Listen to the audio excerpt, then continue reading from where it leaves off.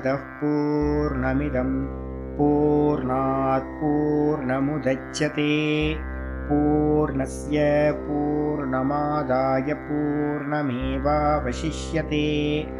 ओम शांति शांति शांतिः। ओम गुरुर्ब्रह्मा गुरुर्विष्णुर्गुरुर्देवो महेश्वरः गुरु साक्षात् परं ब्रह्म तस्मै श्री गुरवे नमः। शंकरं शंकराचार्यं केशवं बादरायणं सूत्रभाष्यकृतौ वन्दे भगवन्तौ पुनः पुनः। ईश्वरो गुरुरात्मेति मूर्तिभेदविभागिने व्योमवद्व्याप्तदेहाय दक्षिणामूर्तये नमः। सदाशिवसमारम्भां शङ्कराचार्यमध्यमाम् अस्मदाचार्यपर्यन्तां वन्दे गुरुपरम्पराम्। ॐ यो ब्रह्माणं विदधाति पूर्वं यो वै वेदांश्च प्रहिणोति तस्मै तं हदेवमात्मबुद्धिप्रकाशं मुमुक्षुर्वै शरणमहं प्रपद्ये। ओम शांति शांति शांतिः। ओम असतो मा सद्गमय तमसो मा ज्योतिर्गमय मृत्योर्मामृतं गमय। ओम शांति शांति शांतिः।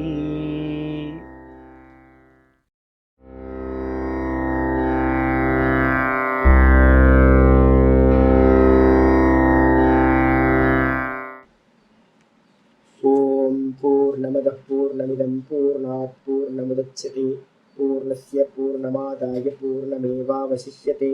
ओम शांति शांति शांतिः। हरि ओम श्री गुरुभ्यो नमः। हरि ओम। இன்னையிலிருந்து நம்ம என்ன பண்ண போறோம்?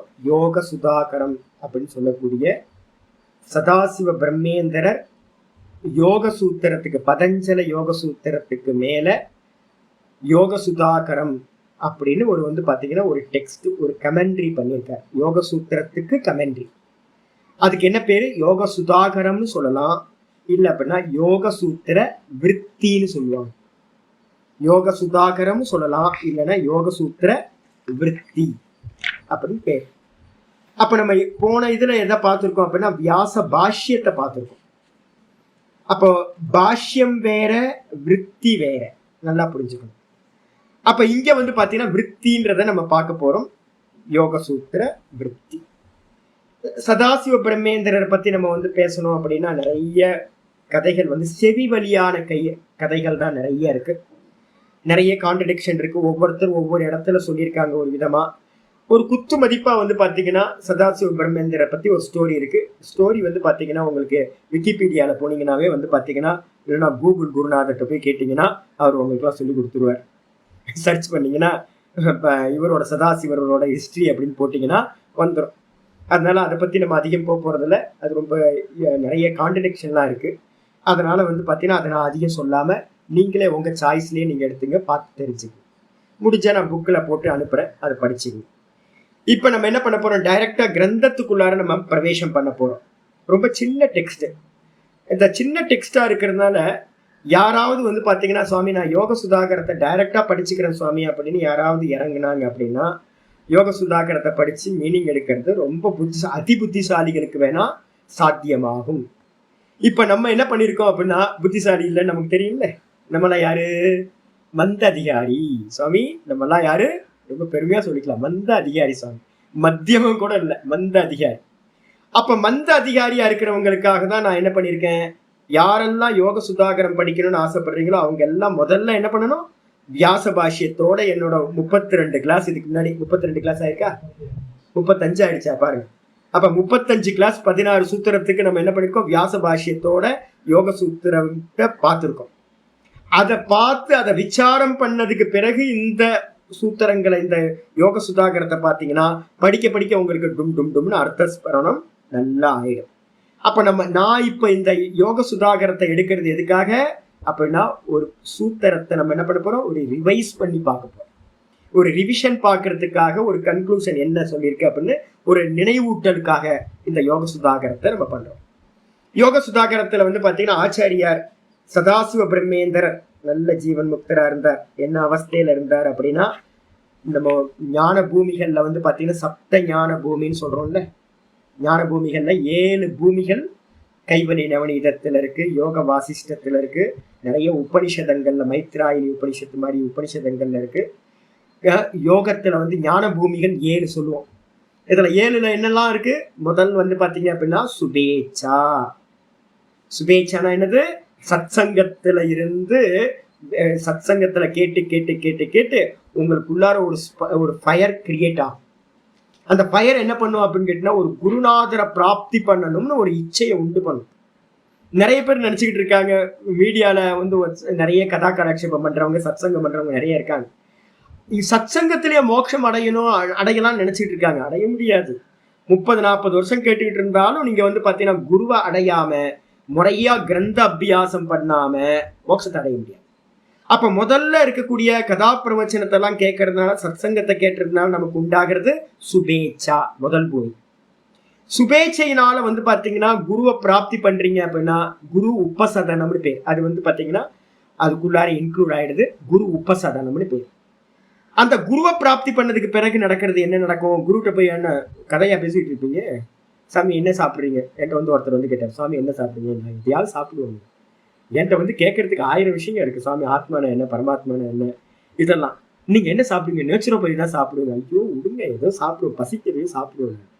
குருநாதர்கிட்ட போயிட்டு என்ன கேட்கணும்? ஆத்மானா என்ன, சம்சாரம்னா என்ன, இதை தானே தெரிஞ்சுக்கணும், ஞானத்தை அடையிறதுக்கு தானே. அப்ப குருநாதரை அடைஞ்சோன்னா என்ன நடக்கும்? விசாரணான்னு பேரு. 2வது பூமி விசாரணம். அப்போ அந்த சுபேச்சைக்கும் விசாரணைக்கு நடுவுல ஒரு முக்கியமானது பாட்டு என்ன இருக்கு? குரு உபசதனம், குருவை அடைதல் இருக்கு. அது சைலண்ட்ல போட்டுக்கணும். இப்ப 2வது பூமி விசாரணா. சரி, விசாரணா பண்ணி பண்ணி பண்ணி உங்களுக்கு நல்லா வருது. இப்ப யோக சூத்திரம் எல்லாம் விசாரம் பண்ண போறோம். இந்த விசாரத்தினால உங்களுக்கு என்ன கிடைக்கும்? பகவத்கீதை கேட்கறதுனால, உபனிஷதங்கள் கேட்கறதுனால அப்படின்னு கேட்ட இதெல்லாம் திருஷ்யம், இதெல்லாம் திருஷ்யம், இதெல்லாம் திருஷ்யம் வருமா? இதெல்லாம் திருஷ்யம், இதெல்லாம் திருஷ்யம், இதெல்லாம் திருஷ்யம், சொப்பன மாதிரி, காணல் ஜல மாதிரி இப்படி வர வர வர வர உங்களுக்கு என்ன ஆகும்னா, விஷய வாசனைகள் மெதுவா மெதுவா கம்மியாகும். இந்த மனசுல இருக்கக்கூடிய வாசனைகள் எல்லாம் மெதுவா ட்ரிம் பண்ண ஆரம்பிப்போம்.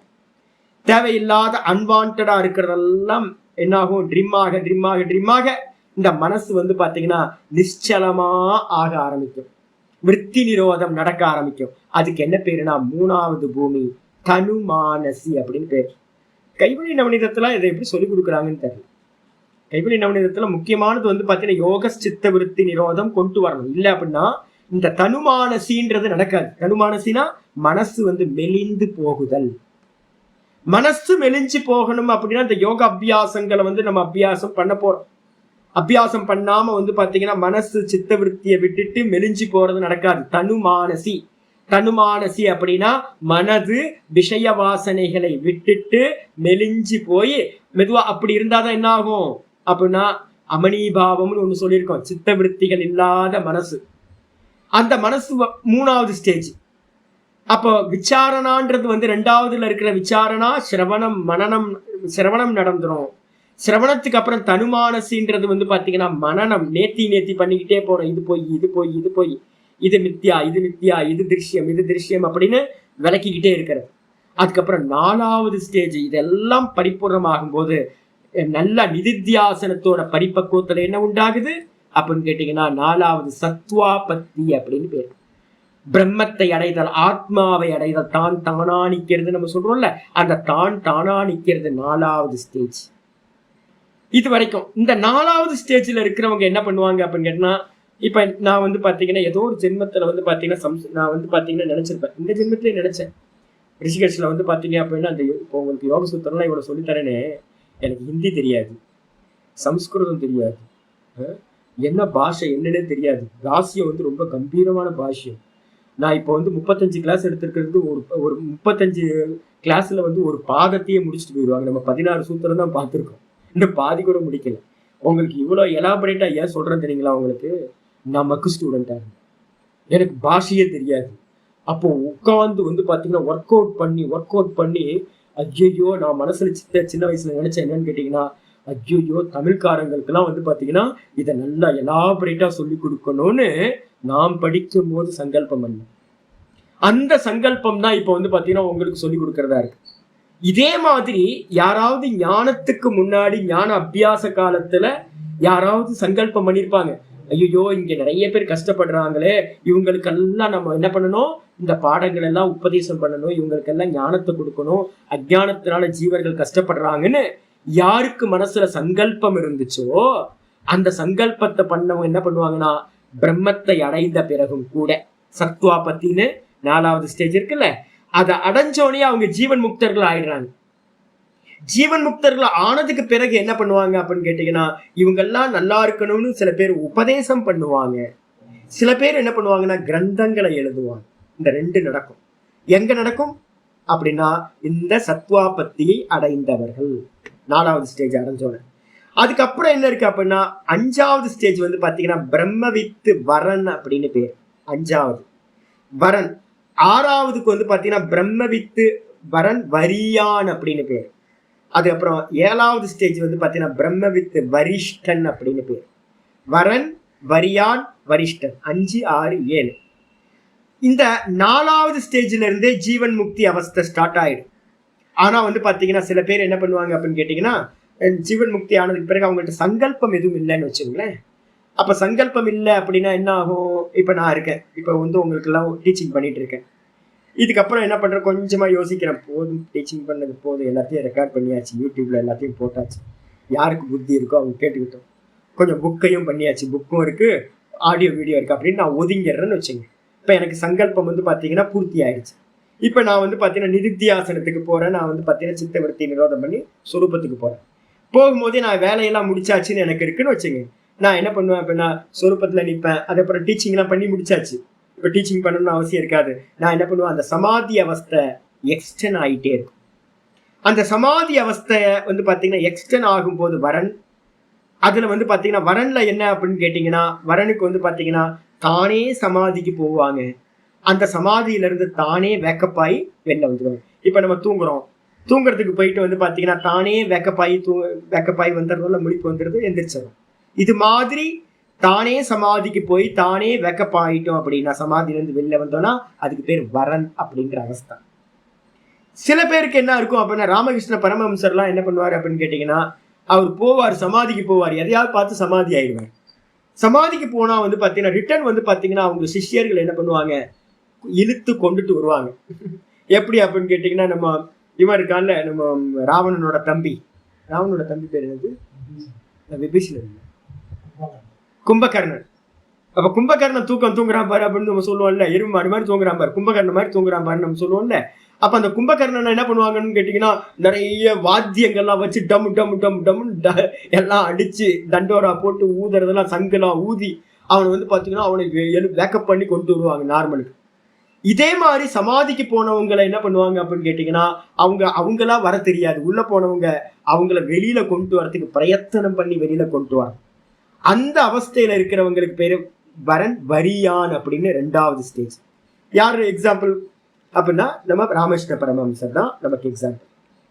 3வது ஸ்டேஜ் வந்து பாத்தீங்க அப்படின்னா என்னன்னு கேட்டீங்கன்னா, அவங்க திரும்பவே வரமாட்டாங்க. உள்ள போனவங்க சமாதிக்கு போனாங்கன்னா 21 நாள், அவ்வளவுதான், 21 நாள் பார்ப்போம், 21 நாள் பார்க்க சொல்லியிருக்கு, 21 நாள் வரல அப்படின்னா அவங்கள சுத்தி இருக்கிறவங்க தெரிஞ்சவங்க என்ன பண்ணுவாங்கன்னா, இனி இந்த தேகம் திரும்ப தேகத்துக்கு அவங்க வரமாட்டாங்கன்னு சொல்லி அவங்கள அப்படி உட்கார்ந்து இருக்க இடத்துலயே என்ன பண்ணுவாங்க, அவங்கள சுத்தி ஒரு சமாதி கட்டிடுவாங்க.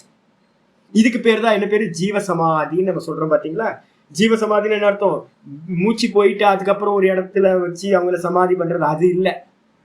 ஜீவன் சமாதியில இருந்துகிட்டே அவங்க ரிட்டர்ன் வராம 21 நாள் அப்படி ஆயிட்டாங்க அப்படின்னா அவங்களுக்கு பேர் தான் வந்து பாத்தீங்கன்னா என்ன சொல்றோம், வரிஷ்டன் அப்படின்ற நிலை, பிரம்மவித்து வரிஷ்டன் அப்படின்ற நிலை. இப்ப நம்ம வந்து பாத்தீங்கன்னா சதாசிவ பிரம்மேந்திரர் எந்த அவஸ்தையில சுவாமி இருந்தார் அப்படின்னு கேட்டீங்கன்னா, பிரம்மவித்தா இருந்து அவர் என்ன பண்ணார், நிறைய கிரந்தங்களை பண்ணினார். பிரம்மவித்துனா என்ன அர்த்தம், பிரம்மத்தை அனுபூதி பண்ணதுக்கு பிறகு அவருக்கும் சங்கல்பம் இருந்திருக்கு. டீச்சிங் பண்ணாரா அப்படின்னா எங்கேயும் அது மாதிரி விசாரம் இல்லை. சுவாமி வந்து பாத்தீங்கன்னா சதாசிவ பிரம்மேந்திரர் டீச்சிங் பண்ணாரு அப்படின்னு ஒரு சின்ன ஒரு இது கூட எங்கேயுமே யாரும் சொல்லி கேள்விப்படையில புஸ்தகங்கள்ல இல்ல. ஆனா புஸ்தகங்கள் எழுதியிருக்காரா அப்படின்னு கேட்டீங்கன்னா எழுதியிருக்கார். 23 கீர்த்தனைகள் பண்ணியிருக்கார். சர்வம் பிரம்மமயம் ரொம்ப பிரசித்தமான இது கேட்டிருக்கோம். அதுக்கப்புறம் மானச சஞ்சரரேன்னு ஒரு பிரசித்தம், எனக்கு ரொம்ப பிடிச்சது மானச சஞ்சரரே. இது மாதிரி 23 கீர்த்தனைகள் பண்ணியிருக்கார். சங்கீதம் படிச்சவங்களுக்கு வந்து பாத்தீங்கன்னா நிறைய கீர்த்தனைகள் சதாசிவ பிரம்மேந்திரர் ரொம்ப பிரசித்தமா இருக்கிறது இது. அதுக்கப்புறம் பிரம்மசூத்திர விருத்தின்னு ஒண்ணு பண்ணியிருக்காரு. இப்ப நம்ம படிக்கிறது யோக சூத்திர விருத்தி. இவர் என்ன பண்ணியிருக்காரு, பிரம்மசூத்திர விருத்தின்னு பண்ணியிருக்கார். அப்ப பிரம்மசூத்திர விருத்தி, அதுக்கப்புறம் யோக சுதாகரம் சொல்ற இப்ப நம்ம படிக்க போறது யோக சூத்திர விருத்தி, இத பண்ணியிருக்காரு. அதுக்கப்புறம் உபனிஷத்து வியாக்கியானம்னு ஒண்ணு பண்ணியிருக்காரு. கைவல்ய அமிர்த பிந்து, இதெல்லாம் வந்து பாத்தீங்கன்னா உபனிஷதங்களுக்கெல்லாம் அமிர்த பிந்து உபனிஷத்துலாம் இருக்கு பாத்தீங்களா, நான் பாடம் எடுத்திருக்கேன். இதுக்கெல்லாம் வந்து பாத்தீங்கன்னா யார் முன்னோடி, இப்ப நாங்க பாடம் படிக்கிறதுக்கெல்லாம் வந்து பாத்தீங்கன்னா குப்பனும் சுப்பனும் இல்லை, புரிஞ்சா போதுன்ற வேதாந்தம்லாம் இல்லை. இதெல்லாம் வந்து பாத்தீங்கன்னா யோகம். அப்ப யோகத்தோடு கூடிதான் வந்து பாத்தீங்கன்னா இந்த ஆத்மாவை அறிய முடியும். அதனால்தான் கீதால சொல்லும் போதே 6வது சாப்டர்ல சொல்லும் போது தஸ்மாத் யோகி பவா அர்ஜுனன்ற, ஏ அர்ஜுனா நீ ஆகவே நீ யோகியாக ஆவார். யோகம் இல்லாம அபரோக்ஷ ஞானம் அனுபவ முடியாது. அப்ப அதால வந்து பாத்தீங்கன்னா யோகத்தை இது பண்ணி பேஸ் பண்ணி உபனிஷத்து வியாக்கியானம்னு பண்ணியிருக்கார். அப்புறம் சித்தாந்த கல்பவல்லின்னு பிரம்மசூத்திரத்துக்கு மேல பண்ணியிருக்கார். கேச்சராவாலின்னு ஒரு பண்ணியிருக்கார், கேச்சரவாலின்னு. அப்புறம் அத்வைத்த ரசமஞ்சரின்னு பண்ணியிருக்கார். ஆத்மானுசந்தானம்னு ஒரு 36 ஸ்லோகம் பண்ணியிருக்கார். அதுக்கப்புறம் ஆத்ம வித்யா விலாசம் அப்படின்னு நம்ம இப்போ வந்து ஆத்ம வித்யா விலாசம் இவங்க போட்டிருக்காங்க. திருக்கோவிலூர் மடத்துல வந்து பாத்தீங்கன்னா திருக்கோவிலூர்ல இருக்கக்கூடிய ஞானானந்த தப்போவனத்துல இந்த புஸ்தகம் போட்டிருக்காங்க. ஆத்ம வித்யா விலாசம் அப்படின்னு ஒரு பேர். அப்புறம் சிவமானச பூஜான்னு ஒண்ணு பண்ணியிருக்கார். தட்சிணாமூர்த்தி தியானம்னு ஒரு ஸ்லோகம், ஒரு 45 ஸ்லோகம் பண்ணியிருக்கார். அப்புறம் சொப்னோதிதம் அப்படின்னு ஒரு ஸ்லோகம் பண்ணியிருக்கார் 23 ஸ்லோகத்துல. நவமணி மாலா அப்படின்னு ஒரு 10 ஸ்லோகத்துல ஒரு கிரந்தம் பண்ணியிருக்கார். நவ வர்ணா ரத்தன மாலான்னு ஒரு 13 ஸ்லோகம் பண்ணியிருக்கார். சிவானுபூதி பிரகாசிக்கான்னு ஒரு 13 ஸ்லோகம் பண்ணியிருக்கார். மனோ நியமனம்னு ஒரு கிரந்தம் பண்ணியிருக்கார். அதுக்கப்புறம் பிரம்மம் சுகரியான்னு ஒரு கிரந்தம் பண்ணியிருக்கார். மொத்தம் வந்து பாத்தீங்கன்னா 18 கிரந்தங்கள் வந்து பாத்தீங்கன்னா பண்ணியிருக்கார். சதாசிவ பிரம்மேந்திரர் 18 கிரந்தங்களை பண்ணியிருக்கார் அப்படின்னு தெரியுது. ஆனா டீச்சிங் பண்ணாரான்னு கேட்டீங்கன்னா தெரியல. யாருக்காவது பர்சனலா டீச்சிங் பண்ணிருக்கலாமா இருக்கும், கிரந்தங்களை பண்ணி வச்சிருக்காரு. அப்ப நம்ம என்ன பண்றோம் அப்படின்னு கேட்டீங்கன்னா பிரம்ம வித்தா இருந்து எழுதப்பட்ட 18 கிரந்தங்கள்ல ஒன்னா இருக்கிற பிரம்மத்தை அனுபூதி பண்ண அனுபூதி மகானோட கிரந்தத்தை தான் இப்ப நம்ம வாசிக்க போறோம். அவர் என்ன பண்ணார், கிரந்தங்களை எழுதுனதுக்கு பிறகு வரனையும் டச் பண்ணார். அவரே சமாதிக்கு போயிட்டு அவரே வெளியில வந்திருக்கார். அதுக்கப்புறம் இன்னும் சமாதி அபியாசம் அதிகமாக வரன் வரியான் ஸ்டேஜையும் அட்டென்ட் பண்ணியிருக்கார். வரன் வரியான்ல இருக்கும்போது என்ன பண்ணியிருக்காங்க, நிறைய பேர் வந்து பாத்தீங்கன்னா பேக்கப் பண்ணி விட்டுருக்காங்க. ரொம்ப பிரசித்தமா சொல்லுவோம். அவர் முறை வந்து பாத்தீங்கன்னா அவர் என்ன பண்ணியிருக்கார், இதுல வந்து காவிரியில வந்து பாத்தீங்கன்னா உட்கார்ந்து காவிரி கரையில உட்கார்ந்து தியானத்துல இருந்திருக்கார் சமாதியில. ஒரு நல்ல ஒரு ஃப்ளட் வந்து என்ன பண்ணிடுச்சு, அப்படி மூடிட்டு போயிடுச்சு. மூடிட்டு போனா மொத்த மணல் வந்து பாத்தீங்கன்னா அவரை சுத்தி மணல் மேடு ஆயிடுச்சு. அவர் உள்ளுக்குள்ளார இருக்க. அப்ப எப்போ ஒருத்தன் ஒரு விவசாயி என்ன பண்றான் அப்படின்னா வந்து மண் வேணும் அப்படின்னு ஃப்ளட் போனதுக்கு பிறகு மண்ணை வெட்ட ஆரம்பிச்சிருக்கான். வெட்ட ஆரம்பிச்சோன்னா வந்து பாத்தீங்கன்னா மண்வெட்டி ஒரு இடத்துல டங்குன்னு ஒரு சத்தம் கேட்குது. பார்த்தா வெளியில எடுத்து பார்த்தா ரத்தமா இருக்கு அந்த மண்வெட்டியில. அச்சோ மண்வெட்டி யாரோ கீழே ஏதோ இருக்கப்பட இருக்கு அப்படின்னு மண்ணெல்லாம் தோண்டி பார்த்தா இந்த உருவம் வந்து சதாசிவ பிரம்மம் என்ன பண்ணிருக்கு, பிரம்மன் தான். அது பாட்டுக்கு உட்கார்ந்து இருக்கு. ஐயோ சாமி தப்பு பண்ணிட்டோமே சாமி அப்படின்னு இவங்க என்ன பண்றாங்க, இது பண்றாங்க. அது அப்படியே வந்து தொடச்சுக்கிட்டு அது பாட்டுக்கு போகுது அந்த ரூபம். இது வந்து பாத்தீங்கன்னா அப்போ ஏதாவது ஒரு இன்சிடென்ட் நடந்து வெளியில வந்திருக்காங்க சமாதியில இருந்து. அப்போ இல்ல அது நடக்காம இருந்திருந்தா என்ன இருக்கும், அப்படியே இருந்திருப்பாங்க, மண்ணு மூடி போயிருக்கும். அப்போ ஒரு நிமித்தத்தினால வெளியில வந்துச்சுன்னா அதுக்கு பேர் வரியான அவஸ்தான்னு பேர். அதுக்கப்புறம் தாயுமான சுவாமிகள்னு ஒருத்தர் இருந்தார், நமக்கு பிரசித்தமா தெரியும். தாய்மான சுவாமிகளோட இது வந்து பாத்தீங்கன்னா ராமேஸ்வரத்துக்கு முன்னாடி பாத்தீங்கன்னா அவரோட தாய்மான சமாதி இருக்கு, ராமநாதபுரத்துல இருக்கு. ராமகிருஷ்ண தப்போவனத்தோட இதுலதான் ஆர்கனைசேஷன் அதை பண்ணிட்டு இருக்காங்க. அங்க போனீங்க அப்படின்னா ஒரு புளிய மரத்து பொந்து. ஆக்சுவலா எனக்கு ஆச்சரியம் என்னன்னு கேட்டீங்கன்னா புளிய மரத்துல எல்லாம் நாங்க பிரிஸ்கிரைப் பண்ணவே மாட்டோம். ஏன்னா ரொம்ப கார்பன் டை ஆக்சைடை வெளியிடும், ரொம்ப ஹீட் அது ப்ரொடியூஸ் பண்ணும். ஆனா வந்து பாத்தீங்கன்னா அவர் வந்து பாத்தீங்கன்னா புளிய மரத்துக்குள்ளார ஒரு சின்ன பொந்து மாதிரி இருந்துச்சு, ஒரு இது மாதிரி, அதுக்குள்ளார போய் உட்கார்ந்து சமாதியில போனவர் திரும்ப வரவே இல்லை. அது மாதிரி யாரு திரும்ப சமாதிக்கு போயிட்டு வரலையோ அந்த அவஸ்தைக்கு பேரு வரிஷ்டன் அப்படின்னு பேரு. தாயுமான சுவாமி தான் எக்ஸாம்பிள்.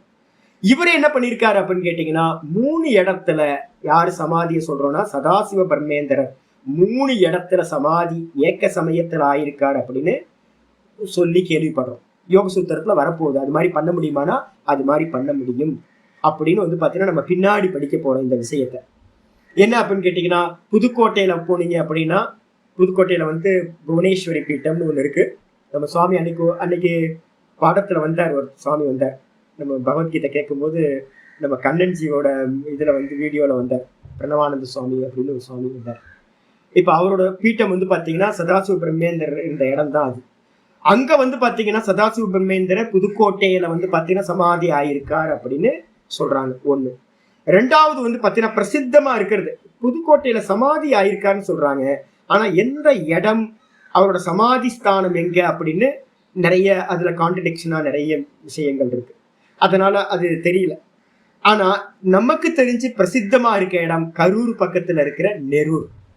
நெரூருக்கு போனீங்கன்னா இப்பவும் வந்து பாத்தீங்க அப்படின்னா அவர் சமாதி அடைஞ்ச இடம் இப்பவும் இருக்கு. நம்ம யார் போனாலும் அங்க போயிட்டு வாங்க, ரொம்ப அனுகிரகம் கிடைக்கும். எப்ப சமயம் கிடைக்குதோ கண்டிப்பா போயிட்டு வாங்க. நல்ல இடம், நல்ல ஸ்தானம். அது ஒரு நல்ல சமாதிஷ்டர். எப்படி நம்ம ரமணாசிரமத்துக்கு வந்து போறோமோ அதே மாதிரி அங்கேயும் போகலாம். ரொம்ப அற்புதமான இடம். அப்போ அந்த சதாசிவ பிரம்மேந்திரர் அங்க அடங்கியிருக்கார். அப்புறம் 3வது இடம் கராச்சியில, பாகிஸ்தான்ல கராச்சியில போய் சமாதி பண்ணியிருக்காருன்னு சொல்றாங்க.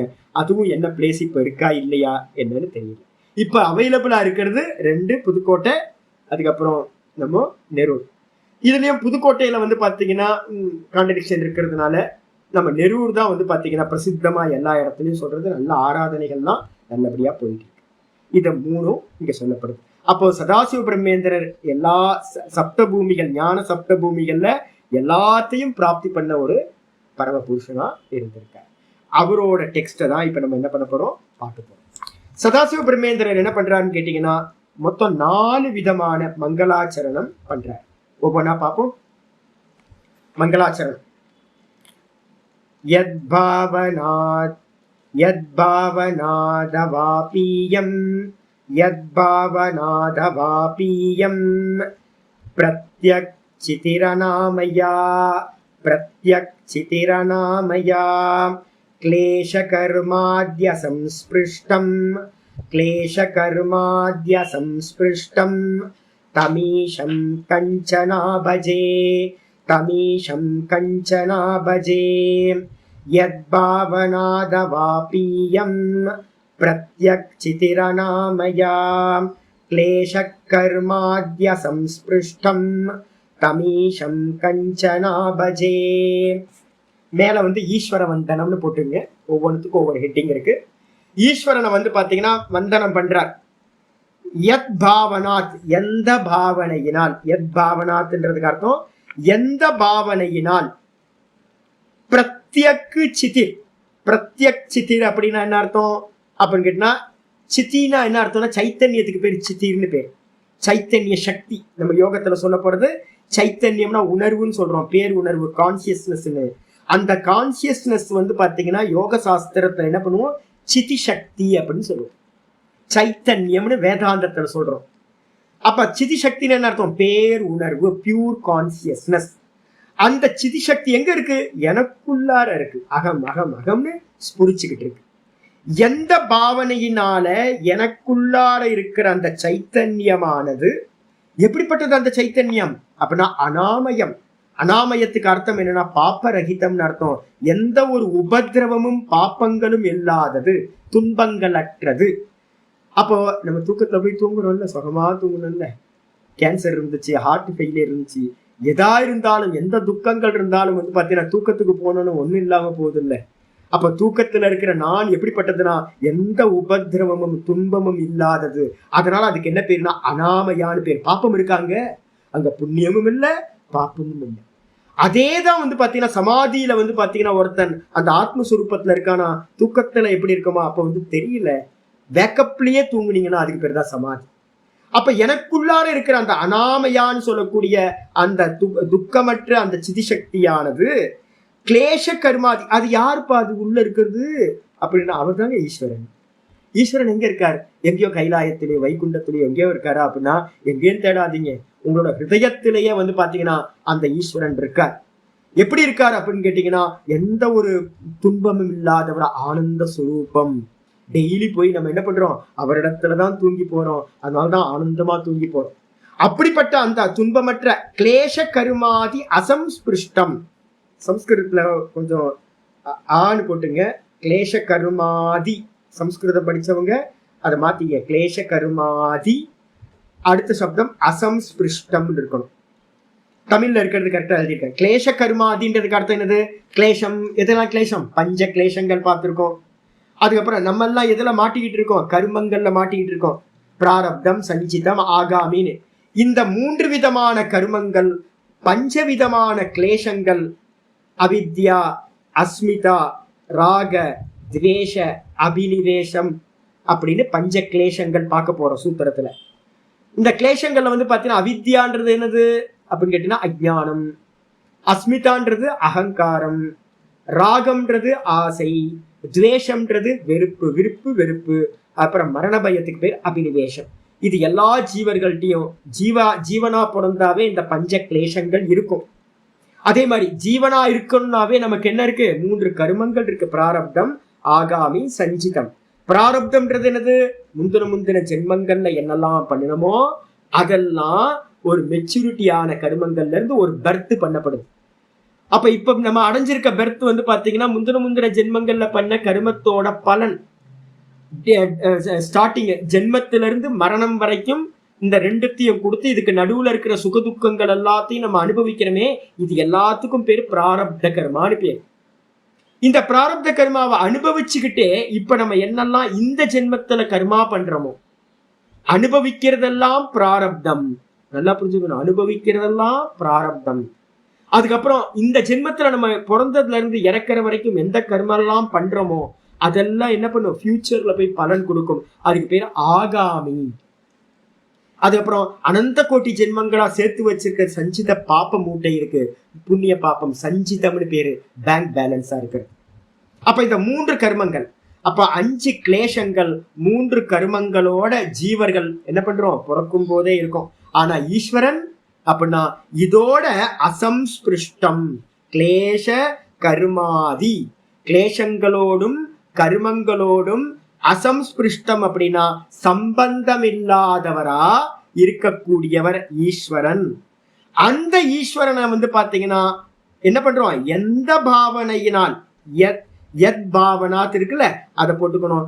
எந்த பாவனையினால் அவாபியம் அடையப்படுகின்றானோ. அப்போ ஈஸ்வரன் அடையறதுக்கு என்ன வேணும்? அதனால்தான் கர்மத்தை பண்றவங்க எல்லாம் நான் கிரிட்டிசைஸ் பண்றேன். யாரெல்லாம் பாத்தீங்கன்னா 60 வயசுக்கு மேல கர்மத்துல ஈடுபட்டு இருக்காங்களோ அவங்களை நான் என்ன பண்றேன் அப்படின்னா கிரிட்டிசைஸ் பண்றோம். ஏன் கிரிட்டிசைஸ் பண்றோம் அப்படின்னா சங்கரர் பண்றார், நகி நகி ரக்ஷதி துக்குரிஞ்சி கரணே. இதுல பாத்தீங்கன்னா சொல்லும் போதே சொல்றார் பஜகோவிந்தத்துல, பஜகோவிந்தம் பஜகோவிந்தம் மூடமத்தே பஜகோவிந்தம். என்ன அப்படின்னு கேட்டீங்கன்னா நீங்க பாத்தீங்கன்னா 60 வயசுக்கு மேல கர்மத்தை பண்ணிக்கிட்டு இருந்தீங்கன்னா கர்மம் உங்களுக்கு மோட்சத்தை கொடுக்காது. அப்ப என்ன பண்ணணும்? பஜ கோவிந்தம், கோவிந்தம் பஜே, கோவிந்தம் பஜ அப்படின்னு கட்டளையாவே சொல்ற. அப்ப நம்ம என்ன பண்ணோம்? கர்மத்தில இருந்து பாத்தீங்கன்னா பக்திக்கு வந்துடணும். பக்தி என்னது? பாவம். பக்தினாவே என்ன அர்த்தம்? பாவிக்கிறது. அந்த ஈஸ்வரனை பாத்தீங்கன்னா பாவனையினாலதான் அந்த ஈஸ்வரனை அடைய முடியும். அப்ப அந்த பாவனையினால அடையப்படுகிறவனா இருக்கிற அந்த ஈஸ்வரன், அப்போ பாவனையினால அந்த ஈஸ்வரன் எப்படி இருக்கார்? அத்வைதத்தை கொண்டு வந்துட்டார். நல்லா தெரிஞ்சுங்க. யோக சுதாகரம் பாத்தீங்கன்னா அத்வைத பரமாவே வியாக்கியானம் பண்ணுவாருங்க. அத்வைதத்துல என்ன இருக்கு அப்படின்னு கேட்டீங்கன்னா ஈஸ்வரன் எங்க இருக்கார்? எனக்குள்ளார நானா இருக்கார். நான் அவனா இருக்கேன், நான் அவனா இருக்கேன் அப்படின்னு பாவிச்சுதான் அகம் பிரம்மாஸ்மி அகம் பிரம்மாஸ்மி அகம் பிரம்மாஸ்மின்னு பாவிச்சு அந்த ஈஸ்வரனை அடைய வேண்டும். அப்ப சைத்தன்யமா உணர்வா ஈஸ்வரன் உள்ள இருக்கார். அந்த ஈஸ்வரனை பாத்தீங்கன்னா கர்மங்களாலும் கிளேசங்களாலும் சம்பந்தப்படாத அந்த ஈஸ்வரனை எந்த பாவனையினால நம்ம அடையப்படுகிறானோ தம் ஈஷம், அந்த ஈஸ்வரனை கஞ்சன ஆபஜே, கஞ்சனா பஜே. கஞ்சனம்னா என்ன அர்த்தம்னா தாமரைக்கு பேரு கஞ்சனம்னு பேரு. இல்லைன்னா வந்து பாத்தீங்கன்னா கஞ்சனம்ன்றதுக்கு அர்த்தம் பொண்ணுக்கு பேரு, தங்கத்துக்கு பேரு. பொற்பாதங்கள் நம்ம சொல்லுவோமா, அதே மாதிரி தங்க தாமரை பாதங்கள். அப்ப வந்து பாத்தீங்கன்னா அந்த தாமரை பாதங்களை, பாத தாமரைகளை வந்து பாத்தீங்கன்னா பாத கமலங்களை நான் என்ன பண்றேன், ஆபஜே அப்படின்னா என்ன அர்த்தம், பூரணமாக நான் என்ன பண்றேன், நமஸ்காரம் பண்றேன். தண்டவத்து பிரணாம் சொல்லுவோம். ஈஸ்வரன்ட்ட நமஸ்காரம் பண்ணும்போது எப்படி பண்ணணும் அப்படின்னா, சன்னியாசிகளை உழுவணுமா அப்படியே. எனக்கு தெரிஞ்சு ஒருத்தர் இருப்பார், எப்படின்னா நமஸ்காரம் பண்ணுங்க அப்படின்னா நம்மளாம் என்ன பண்ணுவோம், பொறுமையா உட்கார்ந்து நமஸ்காரம் எங்கேயும் அடிபடாம விடுவோம். என்கிட்ட வந்து ஐயோ ஒருத்தர் ஒரு சன்னியாசி, ஒரு சுவாமி இருந்தார், பிரம்மச்சாரியாரு, இப்ப சன்னியாசி ஆயிட்டாரு.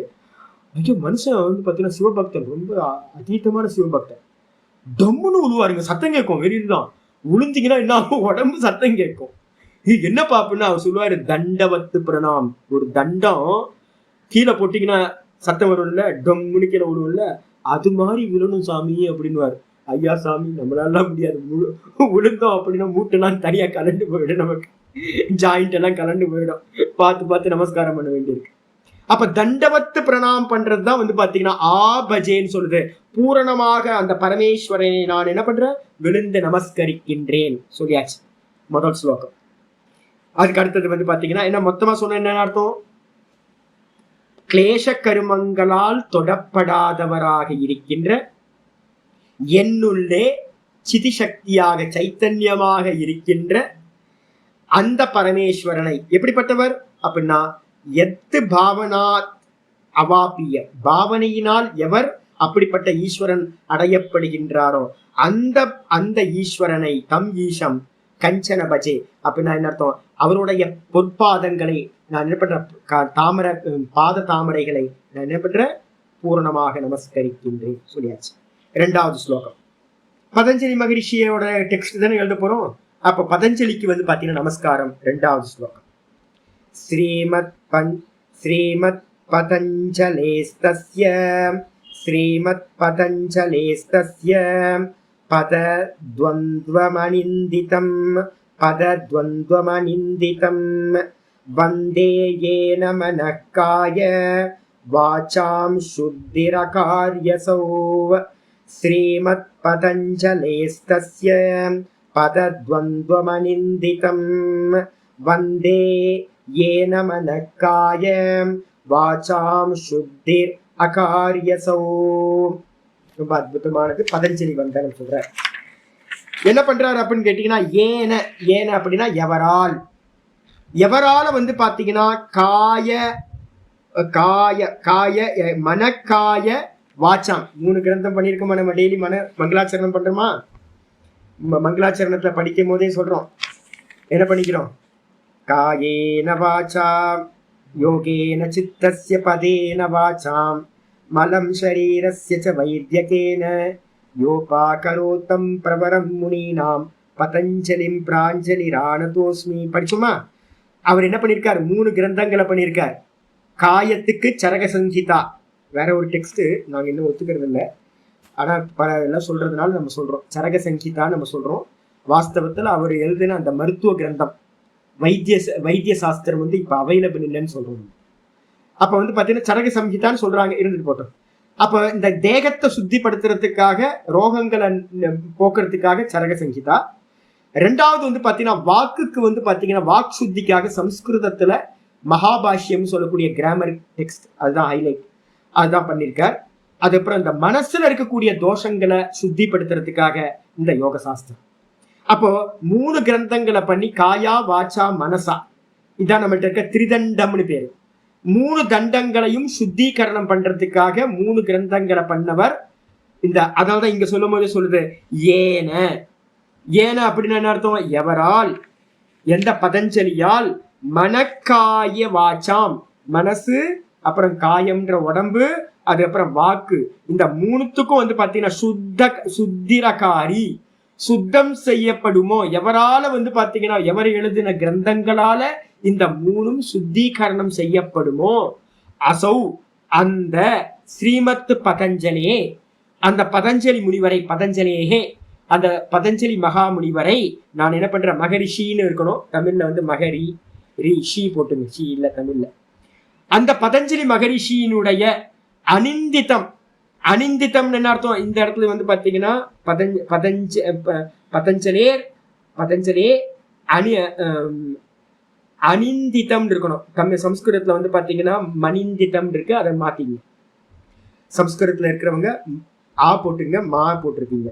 அனிந்திதம்னா என்ன அர்த்தம்? நிந்தனைகள் அற்ற, நிந்தனைகள் இல்லாதது அனிந்திதம். நிந்தனைகள் இல்லாத, குறையே இல்லாதது. நம்ம டெய்லி இந்த நம்ம ஸ்லோகம் படிக்கிறோம் பாத்தீங்களா? ஸ்லோகம் படிக்கிறதுல தான் வந்து பாத்தீங்கன்னா இருக்கு, எஸ் தெக்த்வா ரூபமாத்யம் பிரபவதி ஜகதோ அநேகதானுகிரகாய பிரக்ஷீண கிளேஷராசி இருக்குல்ல, அந்த பிரக்ஷீண கிளேஷராசியை தான் வந்து பாத்தீங்கன்னா இங்க என்ன பண்றாரு? அனிந்திதம் சொல்றாரு. நம்ம மங்களாச்சரணத்துல வந்து என்ன இருக்கோ அதே தான் வேற வேற ஃபார்ம்ல இங்க பதஞ்சலி முனிவர் என்ன எல்லாம் இருக்கோ அதெல்லாத்தையும் இவர் வேற சப்தங்கள்ல எழுதுறார் மங்களாச்சரணமா. அனிந்தித்தம் அப்படின்னா பதஞ்சலி மகரிஷியோட பாதங்கள் வந்து பாத்தீங்கன்னா மாசுகள் அற்றது, எந்த பொல்யூஷனும் இல்லை. அப்படிப்பட்ட அவருடைய இரு பாதங்களை பதத்வந்துவம், இரு பதங்களை நான் என்ன பண்றேன்? வந்தே, அகம் வந்தே, நான் வணங்குகின்றேன் அப்படின்னு சிம்பிளா சொல்லியாச்சு. யோகேன சித்தஸ்ய பதேன வாச்சா ஸ்லோகத்தோட வேற ஒரு ஃபார்ம். அப்ப என்ன அர்த்தம்? எவரால் இந்த மனமும் உடம்பும் வாக்கும் சுத்தம் செய்யப்படுமோ அந்த ஸ்ரீமத் பதஞ்சலி மகரிஷியினுடைய நிந்தனைகளற்ற, மாசற்ற, நிந்தனைகளற்றனா பொல்யூஷன் இல்லாத இரு பாத கமலங்களை நான் நமஸ்கரிக்கின்றேன் சொல்லியாச்சு. இதுக்கப்புறம் மூணாவது வந்து பாத்தீங்கன்னா தன்னுடைய குருவை நமஸ்காரம் பண்ணமே. நம்ம சொல்ல மாதிரி சொல்றோம். என்னன்னு கேட்டீங்கன்னா சதா சிவசமாரம்பாம் சங்கராச்சாரிய மத்தியமாம் அஸ்மதாச்சாரிய பரியந்தாம் வந்தே குரு பரம்பராம் சொல்றோமா டெய்லி. அப்போ எப்படி நம்ம வந்து பாத்தீங்கன்னா ஆதி குருவா இருக்கட்டும், ஆனா அவர் வந்து பாத்தீங்கன்னா என்னோட குருநாதர் சொல்லி கொடுத்தேன்னு எனக்கு வித்யா பிராப்தியாச்சு. அப்ப என்ன பண்ண? குரு பரம்பரை நமஸ்காரம் பண்றார். வித்யா ரத்னம் மயா லப்தம், வித்யா ரத்னம் மயா லப்தம் யத்கிருபா பாரவாரிதேஹ, யத்கிருபா பாரவாரிதேஹ வந்தே தான் விபுதைர் வந்தியான் வந்தகானந்ததான் குரு. வித்யாரத்னம் மயா லப்தம் யத்கிருபா பாரவாரிதேஹ வந்தே தான் விபுதைர் வந்தியான் வந்தகானந்ததான் குரு. ஆயிடுச்சு. வித்யா ரத்னம் மயா லப்தம். இந்த வித்தியைகள்ல ரத்னம் நல்லா தெரிஞ்சுங்க.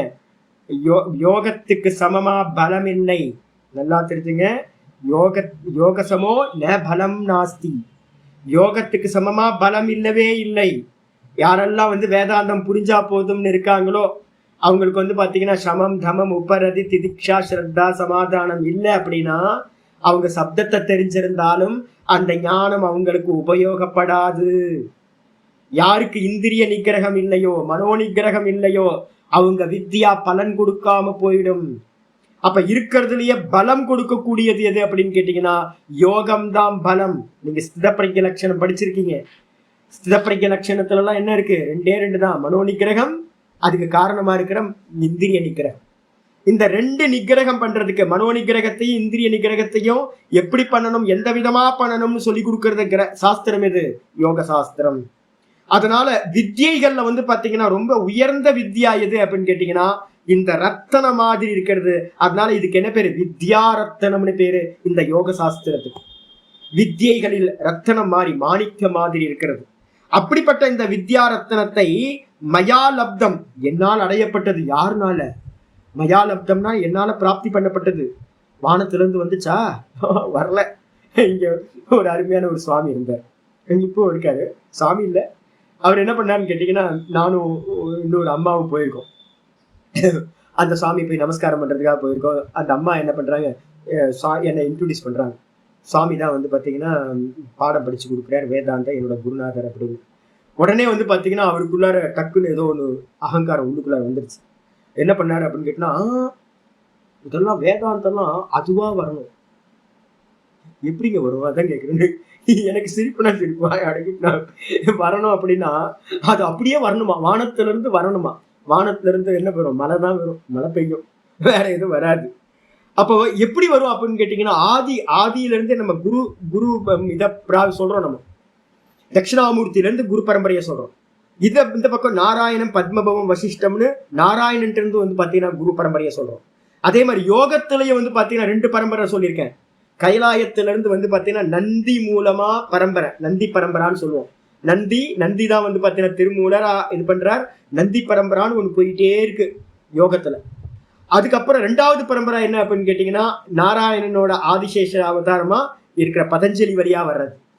ஞான பரம்பரையா இருக்கட்டும், இல்ல வந்து பாத்தீங்கன்னா யோக பரம்பரையா இருக்கட்டும், 2மே சிவம் பெருமான்கிட்ட இருந்தும் விஷ்ணு பகவான்கிட்ட இருந்தும் வந்தது. அப்ப பதஞ்சலி முனிவர் வந்து எங்க வந்தார்? ஆதிசேஷ அவதாரமா. அவருக்கு எப்படி வித்யா பிராப்தியா இருக்கும்? அவருக்கு யாரு குரு? நாராயணன் தான், ஸ்ரீமன் நாராயணன் தான். அவரோட சுவாமிகிட்ட பக்கத்துலயே இருந்து கேட்டிருப்பார். பக்கத்துல இருந்து, சுவாமி அது என்ன சாமி, தலைக்கு மேல கொடை பிடிச்சிக்கிட்டே, சாமி அது என்ன சாமி, இது என்ன சாமின்னு கேட்டு என்ன பண்ணிருப்பாரு? இந்த யோகத்தெல்லாம் பிராப்தி பண்ணிருப்பாரு. சிவபெருமான்கிட்ட வந்து பாத்தீங்க அப்படின்னா, அந்த அம்மா இருந்தாங்களே பார்வதி அம்மா, அவங்க என்னன்னா கைலாயத்துல இருந்துகிட்டு வந்து பாத்தீங்கன்னா கேட்டுக்கிட்டே இருப்பாங்களாம். சாமி அது என்ன சாமி, கேசரி யோகம்னா என்ன சாமி, அந்த யோகம் லம்பிகா யோகம்னா என்ன சாமி, அது என்ன சாமி, இது என்ன சாமின்னு பார்வதி வந்து பாத்தீங்கன்னா கேட்டுக்கிட்டே இருப்பாங்களாம். கேட்டுக்கிட்டு இருக்கும்போது நந்தி பகவான் கூடயே இருக்காருல்ல, அப்ப நந்தி பகவானுக்கு வந்து பாத்தீங்கன்னா பார்வதி தேவிக்கு உபதேசம் பண்ணும்போது சைட் பை சைடு இவருக்கும் பிராப்தி ஆயிருக்கு. அப்ப வாஸ்தவத்துல வந்து குரு சிஷ்ய பரம்பரா ஆதி காலத்துல இருந்தே வந்துகிட்டு இருக்கு. அப்போ தன்னால வரல, மயாலப்தம், இந்த யோக சாஸ்திரமானது என்னால் அடையப்பட்டது. எப்படி அப்படின்னா, எத்து கிருபா பார வாரிதேகே, எந்த கிருபா பார வாரிதேகே, கிருப்பையே வந்து பாத்தீங்கன்னா வாரிதேகேன்றதுக்கு அர்த்தம் சமுத்திரம்னு அர்த்தம். வாரிதேகே சமுத்திரம். எப்படிப்பட்ட சமுத்திரம் அப்படின்னு கேட்டீங்கன்னா, கிருப்பையே வந்து பாத்தீங்கன்னா சமுத்திர ரூபத்துல இருக்கான். அன்லிமிட்டடா இருக்கிற தண்ணி, ஜலம். அப்ப அதே மாதிரி எந்த குருமார்கள் வந்து பாத்தீங்கன்னா அன்லிமிட்டடா கிருப்பையோட இருந்துகிட்டு எனக்கு உபதேசம் பண்ணாங்களோ, அவங்க மூலமா இந்த வித்யா என்ன பண்ணப்படுது? மயா லப்தம். அவர்கள் மூலமா, அவங்க துவாரமா எனக்கு இந்த வித்யா ரத்னமா இருக்கிற யோக சாஸ்திரம் பிராப்தியாயிருக்கு. வந்தே தான் விபுதைர். அந்த வந்தேதான் அப்படின்னா என்ன அர்த்தம்? அவர்களை வந்து பாத்தீங்கன்னா வித்வான்களால் வணங்கப்படுகின்ற. அப்ப இவரோட குருநாதர்கள்லாம் வந்து பாத்தீங்கன்னா நிறைய வித்யாவை வந்து பாத்தீங்கன்னா வணங்கியிருக்காங்க. நிறைய தேசத்துல இருந்துலாம் வந்திருப்பாங்க. யோக சாஸ்திரம் சொல்லி கொடுக்குறாரு அப்படின்னா நிறைய பேருக்கு யோக சாஸ்திரம் அவ்வளவு ஈஸிதான் இல்லை. இப்ப நீங்க இப்ப நம்ம பாடம் எடுக்கிறோம்ல, நீங்க சர்ச்சிங் பண்ணி பாத்தீங்க அப்படின்னா யூடியூப்ல வியாச பாஷ்யம் படிச்சு கொடுக்குறவங்களே ரொம்ப அரிதா இருப்பாங்க. வியாச பாஷ்யம் படிக்க மாட்டாங்க. யோக சாஸ்திரத்துல ரொம்ப நுணுக்கம் இருக்கு, ரொம்ப மைன்யூட்டான இது.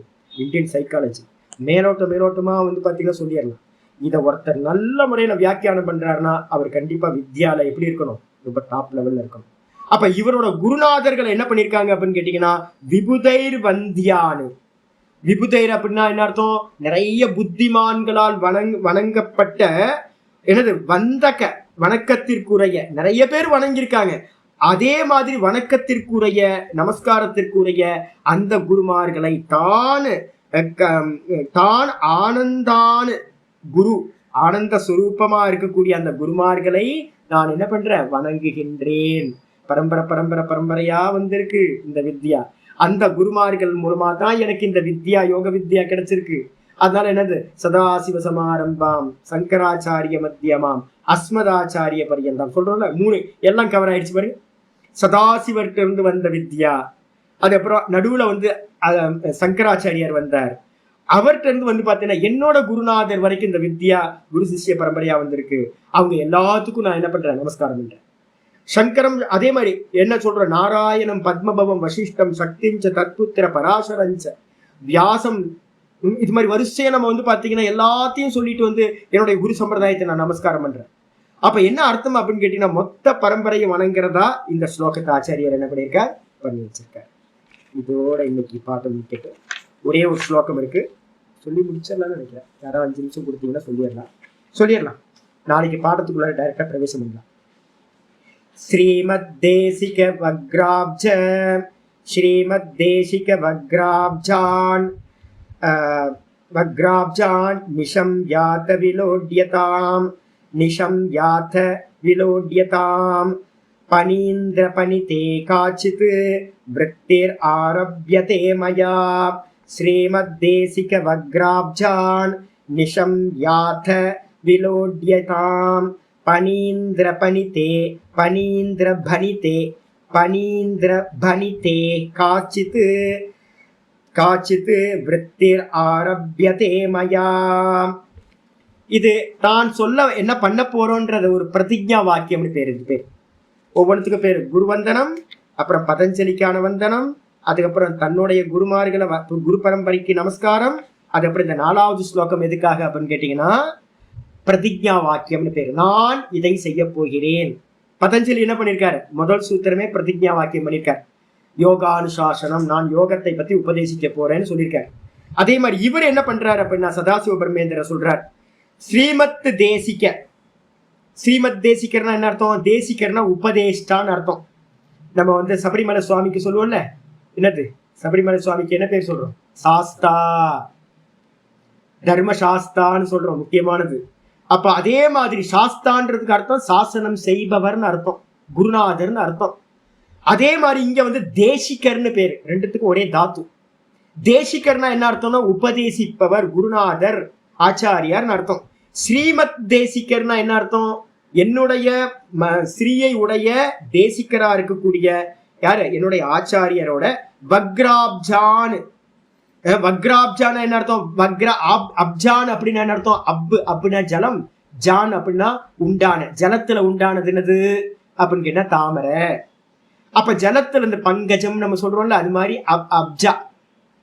அத்ரிஜான் இருக்குல்ல, நம்ம அத்ரிஜான்னு எனக்கு தெரிஞ்ச பொண்ணு ஒண்ணு இருக்கு, எம்டி படிச்சிருக்கு. அத்ரிஜா நல்ல பேரு. அத்ரிஜானா என்ன அர்த்தம்னா அத்திரியோட பொண்ணு. அதே மாதிரி அப்ஜானா என்ன அர்த்தம்? அப்ஜான் பேர் வைக்கலாம், யாருக்காவது ரெக்கமெண்ட் பண்ணுங்க. அப்ஜான்னா நல்ல பேர், தாமரைக்கு பேர் வந்து அப்ஜான் பேர். வக்ர அப்ஜான் அப்படின்னு என்ன அர்த்தம்? தாமரை, இந்த தாமரை போன்ற அந்த வாக்கிலிருந்து, என்னுடைய ஆச்சாரியாருடைய தாமரை போன்ற வாக்கிலிருந்து நிஷம்ய. நிஷம்யனா என்ன அர்த்தம்? இந்த வேதாந்த, இந்த யோக சாஸ்திரத்தை நான் என்ன பண்ணிருக்கேன்? கேட்டிருக்கேன். கேட்டு அதை வந்து பாத்தீங்கன்னா அனலைஸ் பண்ணிருக்கேன், உள்ள நல்லா விசாரம் பண்ணிருக்கேன். நிஷம்யன்றதுக்கு அர்த்தம் ஸ்ரவணம், மனனம், இந்த ரெண்டும் நடந்திருக்கு.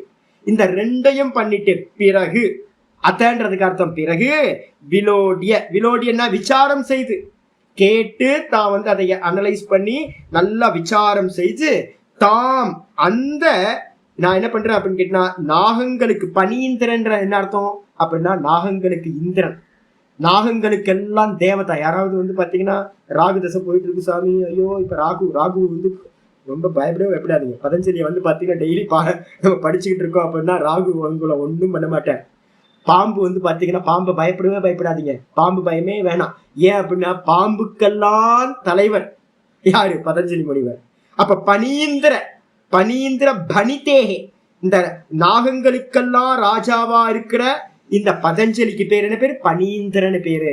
அவர்னால பனிதேகே செய்யப்பட்ட இந்த யோக சூத்திரத்துக்கு நான் என்ன பண்ண போறேன்னா மயா, என்னால், காச்சித்து ஒரு சின்ன என்ன பண்ண போறேன்? விருத்திர் ஆரம்பியதே, இந்த பதஞ்சலி யோக சூத்திரத்துக்கு என்னால் ஒரு சின்ன வியாக்கியானமானது, ஒரு கமெண்ட்ரியானது செய்யப்படுகின்றது அப்படின்னு வந்து பாத்தீங்கன்னா சொல்லியாச்சு. திருப்தியால சொல்லியிருக்க. எப்பவுமே கர்த்திருபாவத்தோட இல்லாம கர்ணத்தன்மை, என்னால் செய்யப்படுதுன்ற, நான் செய்யறேன்னு சொல்லல.